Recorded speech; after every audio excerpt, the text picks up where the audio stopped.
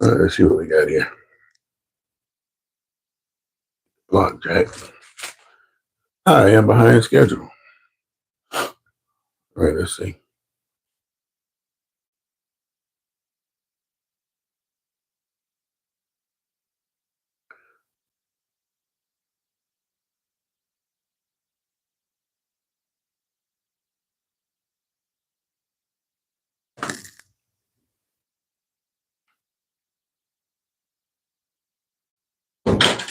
All right. All right, I'm going to get started here. All right, this is Sports for Real with Coach Hall. Had to chime in a little bit before the NCAA tournament kicked off. Oh, it's been raging pretty good here. Got a few upsets. A lot of people, the brackets are already busted. Me, not so much. Normally, the first day, first round usually kills at least one of my brackets. But right now, I'm doing pretty good. Yesterday's action went pretty much according to schedule, except for New Mexico knocking off Marquette and Colorado State getting by Memphis. I lost both those games, but those were the only two that I lost yesterday, so I come in at 14-2. But the first day, I got it upset when you have McNeese State taking down Missouri. No, McNeese. I forget who McNeese knocked off, but it was Drake taking down Missouri. Creighton and Louisville I had as a toss-up. I kind of felt Creighton would win, but now let me take Louisville, and I got burned on that. And I thought Kansas would revenge the earlier season loss to Arkansas. That didn't happen. So those are the 4 games that I lost, which gives me a total of 26-6 for the first round. So I'm in pretty good shape today as we start the second round. I'm going pretty much with all the favorites today. You got Purdue taking on McNeese, St. John's and Arkansas. Those 2 great coaches, Calipari and Pitino, is going to be getting it on. But I think St. John's, they're on upset alert because Calipari can coach. And if St. John's can't hit from the outside, they're going to have a problem when we go home. And I think they're going to hit enough shots to be able to stand off Arkansas because they can play a little bit better defense than what Kansas was able to do the other day. Texas A&M and Michigan, seen both these teams a couple times. Michigan is a team that plays with a lot of heart, but I think Texas A&M, they've seen a little bit better competition overall than Michigan, and I think A&M is going to pull away in the last few minutes to knock off Michigan. Texas Tech and Drake, I think Drake had their shot at glory. I don't see them getting by Texas Tech. It's possible, but I think Texas Tech is another one of those tough teams that if you don't come to play, they're going to beat you up, especially down low. So I'm going to go with Texas Tech to get by Drake. Auburn, I still don't see them as the number 1 overall seed. Yeah, they won the first game. They beat Alabama State in the I-85 matchup. But that team hung around a while, and that's the team they should beat by at least 30 points if they are the number 1 overall seed. They barely got around 20. So if they play the way they played against Alabama State, and they could be on upset alert today against Creighton. But I think they should be able to get by Creighton late. They're going to have to show that heart to beat Creighton. But if they're off in any kind of way, they played the other day, and Creighton has a great opportunity to upset Auburn. Wisconsin, BYU, another great matchup. It's going to be a bruiser down low.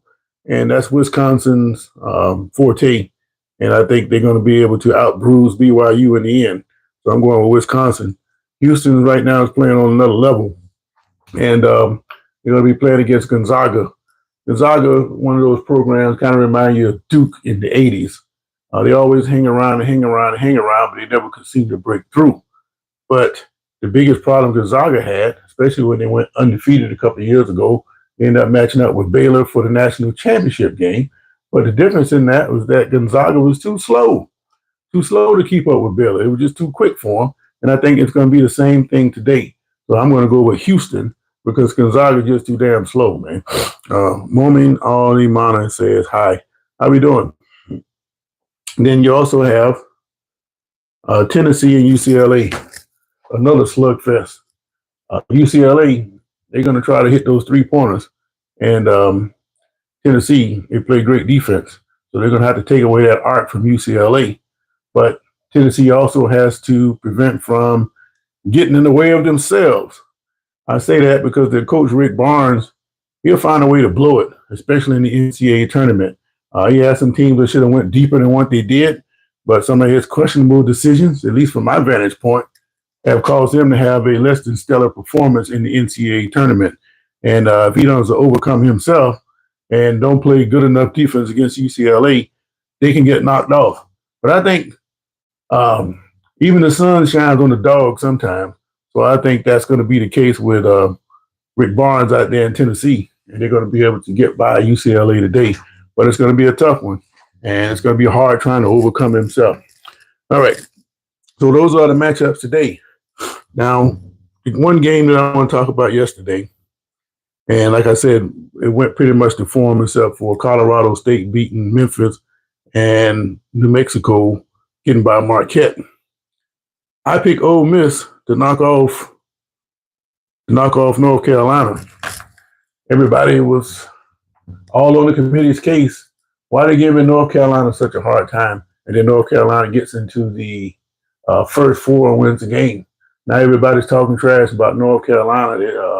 We're going to make the committee look bad, and why are you giving them such a hard time, you know? Well, it's the same thing that you do in the beginning of the year, or the same things you're going to do. In other words, how you start is usually how you finish. And North Carolina has a track record this year of falling way behind and then trying to put together a furious comeback and usually fall short. It happened to them several times this year, and it happened to them yesterday. Ole Miss was hot on that line, that 3-point line in the first half, and they built up a 22-point lead. North Carolina came storming back. Looked like Ole Miss was falling apart there because North Carolina's really got the better athletes. And just for whatever reason, they can't seem to put it together. And they end up losing. So now they quietly go on back to Chapel Hill, and nobody is trying to defend North Carolina and all the people that were saying they shouldn't have been there in the first place. Well, I'm going to stick to my guns. North Carolina, the only reason they're in that tournament is because the athletic director, Bubba Cunningham, was on the NCAA selection committee, and they also have a reputation of success throughout the tournament. Nobody has won more games than North Carolina in this tournament. But that doesn't mean you're playing against all the teams from the past. You're talking about the teams this year. And with only one quad one win, and they still only have one quad one win, there was no reason why North Carolina should have been in the NCAA tournament. So Hubert Davis, pretty good coach. He seems to put it together, and they have his team there at the end. But they did not put together a whole game. And by not putting together a whole game, it killed them. JC, how you doing, man? Doing a little wrap up from yesterday. I'm talking about North Carolina and how they played well in the play-in game. They ran off. I forget who it is they play. You know, when a team loses, you forget about them real quick. And it's the fickle nature of basketball. If you can get hot and you can rain a bunch of 3-point shots, then you can upset some people. And that's just the way they played in that first game. I told you that either one of those teams could run each other off. And just so happened North Carolina ran that team off. But they couldn't duplicate the fact shooting the ball the way they did in the first 4 games, and it cost them. But the big thing is they didn't come out with the same intensity that they had in the second half during the first.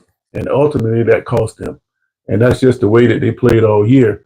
And it was easy to predict. Even if they had gotten by Ole Miss, that's probably going to be the end of the line for them anyway. So that's just my take on that. But it's going to be some pretty good games today, like I say, but I'm taking all the favorites. And most of those games are going to be tight until the last 4 or 5 minutes when the cream is just going to pull away from the top. So games tip off at like 12:20. I think the first game is Purdue is at McNeese State. No more Zach Edey. They can't depend on him, so they got to be a more balanced team nowadays. Now, so that's the NCAA tournament. Now, the other thing I want to talk about was Aaron Rodgers. You know, he's, I guess he danced away from the commune and came in to talk to the Steelers. And the Steelers, they trying to get him signed before he left town, but he didn't get a deal done. And he still has a standing offer from Pittsburgh. He has a standing offer from the Giants. And talk is that he also has an opportunity to go play with Minnesota. So the question is, what would Aaron Rodgers do? Well, if he wants to win, I think his best bet would probably be to go to either Pittsburgh or Minnesota. Pittsburgh is going to have to change the way they play, the way that they do things because of their success. They're bragging about the fact that they can get through the season with a winning record, but if they're not winning in the playoff games, what's the point? So that has to change, and the fans want that to change. And to do that, they got to come up with a different approach. And bringing in a guy like Aaron Rodgers and making some changes accordingly would fit that bill. But the question is, will Rodgers come to the Steelers? He's enjoying this this courting of these teams that are trying to get him. Just by seeing him over the last 20 years, I got an idea about how this guy here operates, and he's enjoying all this attention. And the other team he could go to make a difference is Minnesota. They already stacked up. They got a good receiving core. They are more modern than Pittsburgh. Louis Toussaint, how you doing, man? Hadn't seen you in a while. They're more modern than Pittsburgh, and they have opportunity to do something with a quarterback. Now, the question is, for Minnesota, do you not trust that J.J. McCarthy can stay healthy? And I think the fact that they would try to get a veteran like Rodgers, because I don't think that they can go with J.J. McCarthy through a whole season. I don't think they can. And JC says, I think Minnesota is going with J.J. McCarthy, so Rodgers will be back up. No. Why would Rodgers, after being in the league for 20 years, the alpha dog, go to Minnesota, a rival of his, just to be a backup? I don't think that would work, man. Good day, Toussaint. I don't think that would be a good idea. So because of that, if they're going to tell him he's going to be a backup, and I think that he's going to end up signing up with Pittsburgh. But McCarthy, he showed good promise in the preseason. He never made it to the regular season. So just because you do well in the preseason doesn't mean that you're going to come out firing in the regular season. So if they did sign Rodgers, McCarthy is going to get well and keep getting better to play behind Rodgers until Rodgers is not there anymore. And I think that's what's going to happen. So it's either Pittsburgh or Minnesota. And I think the Giants, they don't have a quarterback. They're going to have to draft one and go with that quarterback and have him grow and do whatever they need to do. But it's their own fault. They made all the wrong decisions. They let Daniel Jones go, and they let Saquon Barkley go. Jones, he made mistakes, but he was still serviceable. All you had to do was change the way they approach the game by just giving the ball to Barkley and play an old style of football until you can get modernized enough to compete with everybody else. So I put that on the Giants. That's on them. But I think Rodgers, I think in the end he's going to sign with Pittsburgh because he does have a relationship with Tomlin. But as you see that Hayward, he's got this podcast show and they're asking him questions about it. He said he's tired of talking about it. And if Rodgers want to sign with the Steelers, he'll sign. I mean, he's not going to try to beg him anything else. Hell, I agree with that. I mean, what's the point of kissing his hiney just so he can go somewhere else? Don't make a whole lot of sense to me. But like I said, Rodgers is enjoying that attention. And it's going to be interesting to see what happens. But he's got everybody held up. You know, the draft comes up next month, and these guys need to know what they need to do, what approach they need to take. as far as his quarterback position goes. And if Rodgers, he continues to snowball these people, they might say to hell with Rodgers and just go in a different direction altogether. I would. I mean, you over 40 anyway. He might get broke up in the first place. You know, he didn't last very long with the Jets. Who's to say the same thing won't happen in Pittsburgh or the Giants or with Minnesota? And finally, today I want to talk about George Foreman. As you know, last night, he died yesterday. It was reported last night. He's 76 years old. Former Olympic gold medalist, heavyweight title. Won it more than once at different times in his life. He won it in the 70s by beating Joe Frazier. And he knocked out Michael Moore in the 80s to get it again when he was up in age. Well-respected gentleman. You go down in boxing history as one of the hardest punchers that ever been seen. You can't stand in front of him, and Michael Moore found that out. You know, he was young and quick and racking up points and everything, but he just stood in front of him too many times, and he got caught with one right down the middle, right on the button. Boom! They had to come get him. So happy trails to Foreman. I still got a couple of those George Foreman grills. They actually work pretty good. I mean, in a place where you camping or something, you don't have a whole big setup and you out and you're not fully equipped. Those kind of things come in handy. And I got a couple of them. I got a medium size one and I got a big size one. So I'm going to pull it out and in honor of George Foreman. I'm going to fire up me a burger or something, man. So happy trails again to George Foreman. All right, so just to recap what we're talking about today, we're talking about the NCAA round 2 today. So far in my bracket, I've lost 6 games. And after today, I'm going to get back on track if all my teams win. So I'm doing pretty good bracket-wise. Yesterday, you only lost 2 games, and I have trouble picking the toss-ups. I figured that New Mexico and Marquette was going to be a barn burner. I didn't think New Mexico would pull away like they did. But the thing about them, they were a bubble team, much in the way that North Carolina was. They don't get much respect because they play out west in that league that they play.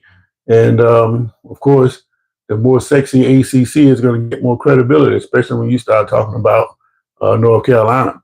But again, I tell you guys, if these guys were truly on the bubble and these are the last teams in the tournament, then they should be a 16 seed. So if you really want to have a good tournament, seed it properly. Don't tell me North Carolina is the last team in the tournament and then you seed them number 11. Doesn't make a whole lot of sense to me. So they're gone now, so it don't matter. All right, those former Ali and Frazier fights to me were the greatest. Yeah, they were pretty decent. You got rid of Foreman. I mean Frazier. I think you got him out in the second round, and Ali kind of outsmarted him a little bit. He let him punch himself out, but he had said one time in later years that if he was as smart as he was now, he probably would have never lost. And basically what he was doing was referring back to how Ali outsmarted him and let him outpunch himself. So if he had not outpunched himself, then he would probably, I'm not saying he would have knocked Ali out, but he probably would have definitely would have beat Ali. So, but that's all we're all just guessing at this point. So, but anyway, he was a great fighter and hate to see him go, but you know, that's the way life is. They all got to bite the bullet one day. And he had a great life, left a lot behind, did a lot for people. So that's pretty much all you can do or hope for in this life. And he did all those things. So anyway, JC, nice talking to you again, man. I'll chime back in, if not tonight, I'll get back on in the morning and we'll talk more NCAA tournament about what action took place today. No more Cinderellas for the most part. I think all the Cinderellas are going to get beat in the second round, but if they don't, that'll be the end of the road. But it's usually 1 or 2 teams that always surprise people by making it to the Sweet 16. If you make it to the Sweet 16, then you're not an upset person anymore. You deserve to be there. So again, it doesn't matter which direction you go. You got to play wherever you go. And I don't care who you are and what you did in the past. That means nothing. And some of these teams, if they didn't know it already, they finding it out. All right. So anyway, happy trails today. Have a great day. I'll catch you guys on the flip side. Till next time, it's been Sports for Real. I'm out.